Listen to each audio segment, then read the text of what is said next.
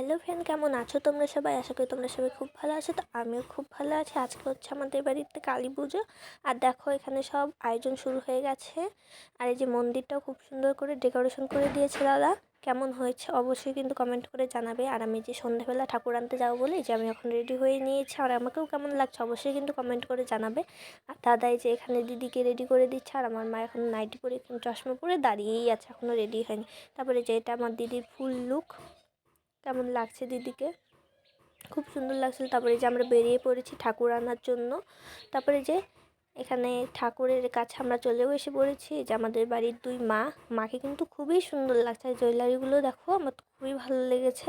তারপরে যে মাকে এখন বরণ করে তুলে নিয়েছি। মনসা পুজো এখানে শুরু হয়ে গেছে। তারপরে যে কালী পুজো শুরু হয়ে গেছে, যজ্ঞ চলছে। তারপরে যে দাদা এখন ভরাটা মাথায় করে নিয়ে ঘরের দিকে যাচ্ছে। তো ভিডিওটা এই পর্যন্তই, দেখা হচ্ছে অন্য কোনো ভিডিওতে। Tata bye.